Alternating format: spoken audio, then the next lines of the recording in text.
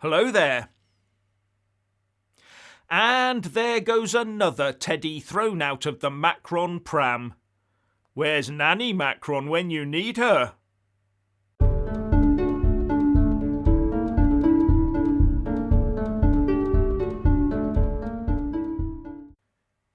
As per usual, please like, subscribe and comment below. And when subscribing, please do press that little bell, but also select the all option, or you won't get any notifications when I publish a new video.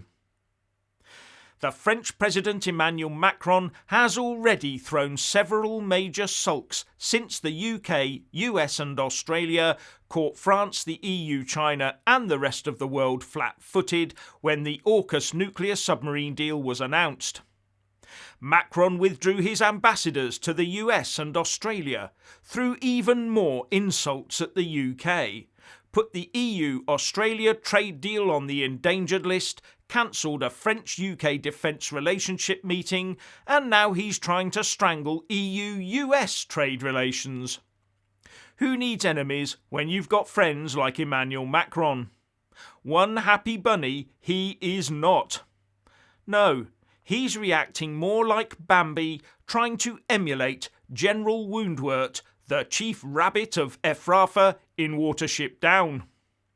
And ever since the Aukus deal that robbed France of a lucrative deal to supply diesel-electric submarines to Australia, Macron's team has been trying to water down the EU-US trade agreement talks.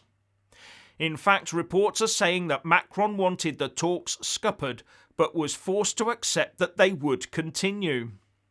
But the French envoy has been obstructive when the EU27 were trying to put together a statement for the EU-US Trade and Technology Council meeting in Pittsburgh tomorrow.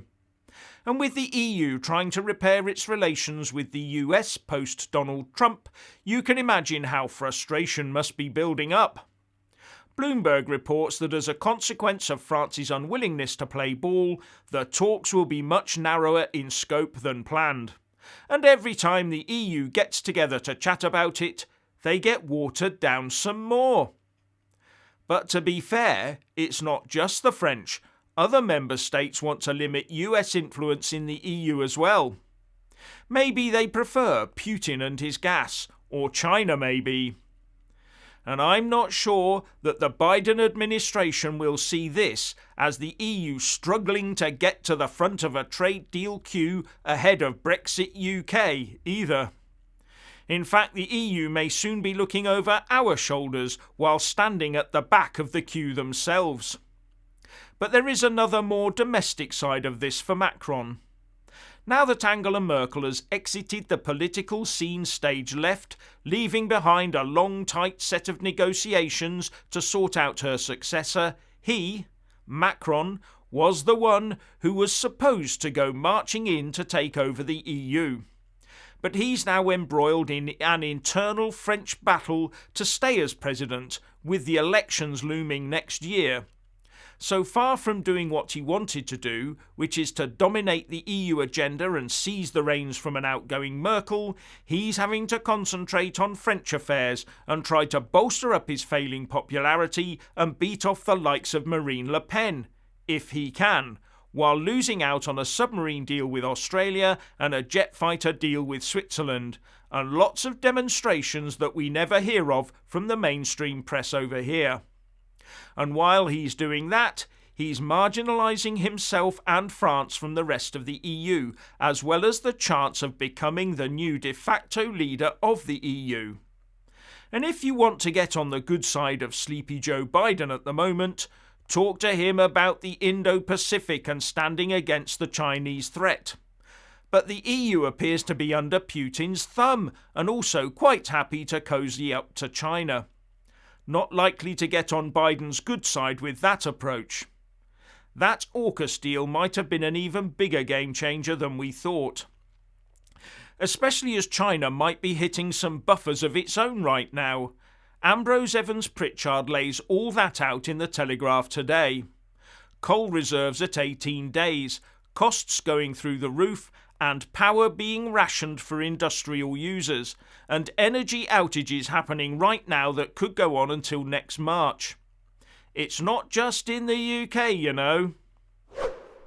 Right.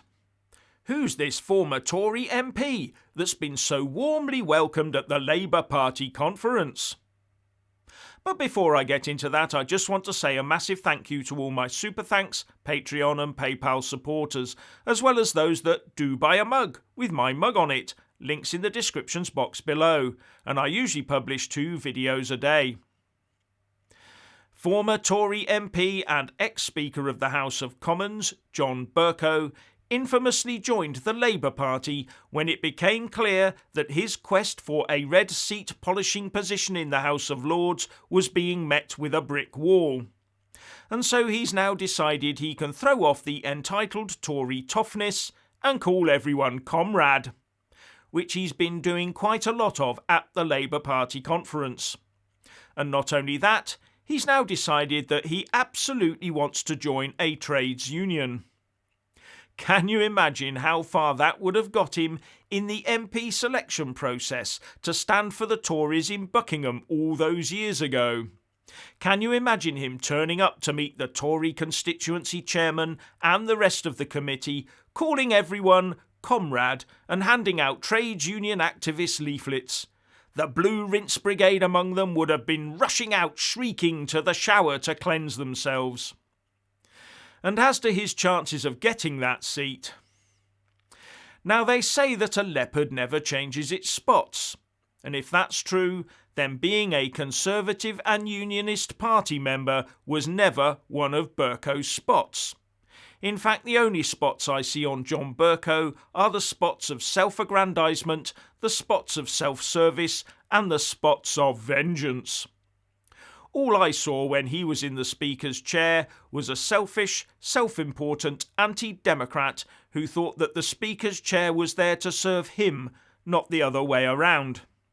And for months and months he twisted and turned to try and engineer the overturn of the biggest exercise in democracy this country had ever seen, the Brexit vote.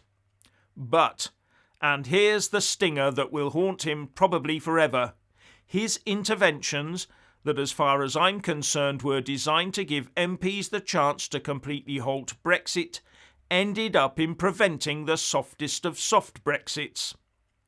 Had a really soft Brexit occurred under Theresa May, then we might already have been seeing the EU one-way ratchet back in action, drawing us back in. But Bercow's interventions, as in the case of Gina Miller, ended up achieving just about the opposite. Gina Miller's case gave MPs the chance to vote against triggering Article 50. But when they came to face that vote, there was a 17.4 million vote elephant sat on their shoulders, breathing down their necks. So they reaffirmed Brexit by voting to trigger Article 50. The same with John Bercow. Every chance he gave MPs to reverse Brexit, they ended up being stared down by that same 17.4 million vote elephant. And every decision they eventually made reaffirmed Brexit and forced a general election giving the Tories a stonking Leave majority of 80 seats. And the thought of that must really sting the Bercow pride. And then having a seat in the House of Lords denied him must be an absolute soul destroyer. So he's turned to Labour, saying he'll help them get rid of the worst government in his lifetime. But I don't want a safe Labour seat to get back into the Commons, he said. And he also refused to condemn the potty-mouthed Angela Rayner for calling his ex-Tory chums scum. I think Angela Rayner is a damn good person. She has got strong and good values, he said. Now, for all those who say he's changed his political allegiance, my answer would be no, he hasn't, because as far as I'm concerned, Bercow only has one allegiance, and that's not to a political party or to the country. It's to himself, and maybe a little bit to the European Union. So what's your opinion on Macron and Bercow? Please like and comment below.